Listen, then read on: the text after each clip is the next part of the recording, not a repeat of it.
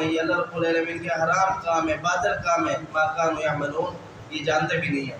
فرمایا قال اغیر اللہ ابغیکم الہ وہو فضلکم علی العالمین، پیغمبر موسیٰ علیہ السلام نے ان کو ایک احسان دلوایا کہ تم ابھی تو یہ تھے کہ تمہارے بچوں کو فرعون کاٹ رہا تھا، ابھی یہ تھا کہ تمہیں وہ سخت عذاب دے رہا تھا، ابھی بھی تم اس کے شکنجے میں پھنسے ہوئے تھے، اگر اللہ رب العالمین نے تمہیں آزادی دی پھر بھی تم اللہ رب العالمین کے ساتھ شرک کر رہے ہو۔ فرمایا قال اغیر اللہ ابغیکم، کیا تم چاہتے ہو میں تمہارے لیے تلاش کروں اللہ رب العالمین کے علاوہ، ابغیکم تلاش کروں الہن کوئی دوسرا الہ وہو فضلکم علی العالمین، حالانکہ اس نے تمہیں جانوں پر فضیلت دی ہے، تمہیں جانوں پر فوقیت دی ہے، تمہیں جانوں پر عظمت دی ہے۔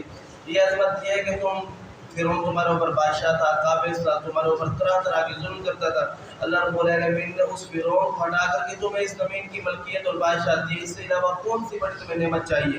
فرمایا پھر بھی تم اس رب کو بھول کر کے دوسرے معبودوں کو بھولنا چاہتے۔ فرمایا وَإِذْ نَجَّيْنَاكُمْ مِنْ آلِ فِرْعَوْنَ يَسُومُونَكُمْ سُوءَ الْعَذَابِ، یاد کرو وہ عذاب جب تم کو اللہ رب العالمین نے اس عذاب سے نجات دی، کون سا عذاب؟ أَبْنَاءَكُمْ وَيَسْتَحْيُونَ نِسَاءَكُمْ، تمہارے بیٹوں کو وَيَقْتُلُونَ أَبْنَاءَكُمْ، تمہارے بیٹوں کو کاٹ دیتا تھا، وَيَسْتَحْيُونَ نِسَاءَكُمْ، تمہاری عورتوں کو چھوڑ دیتا تھا۔ یہ بہت بڑا عذاب ہے کہ صرف ایک نسل چھوڑ دی جائے، ایک نسل کو ذبح کر دیا جائے یا کاٹ دیا جائے یا اسے ختم کر دیا جائے۔ تو یہ اللہ رب العالمین نے مرد عورت کو ایک دوسرے کے لیے لازم مظلوم پیدا کیا ہے۔ فرمایا یا ایھا الناس اتقوا ربکم الذی خلقکم من نفس واحدہ وخلق منها زوجها وبث منهما رجالا کثیرا ونساء، یہ ایک دوسرے کے لیے لازم اور ملزوم ہے اور ایک دوسرے کے لیے ان کے اندر راحت ہے۔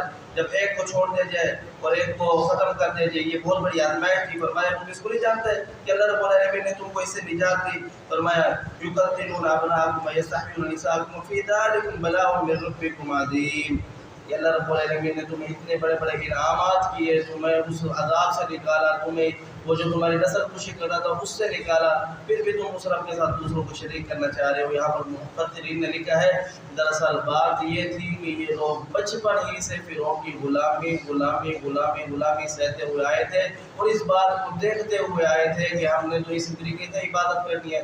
اب جب اللہ رب العالمین نے انہیں نجات دے دی فرعون سے، تب بھی ان کے ذہنوں کے اندر وہ بات موجود تھی کہ کوئی عبادت کی شکل ہوتی ہی ایسی ہے، جیسے کہ آج ہمارے مسلمانوں کے یہاں بھی ایسے کچھ لوگ ہوتے ہیں جن حق بات بتلائی جائے، سمجھائی جائے کہ ایسی لوگوں کی چیزیں لوگ کہتے ہیں ایسا بھی ہوتا ہے، اسی طریقے سے انہوں نے بھی کہا کہ یہ بھی ہوتا ہے۔ اللہ سبحانہ و تعالیٰ توفیق دے۔ اقول قولی ھذا استغفر اللہ لی ولکم ولسائر المسلمین۔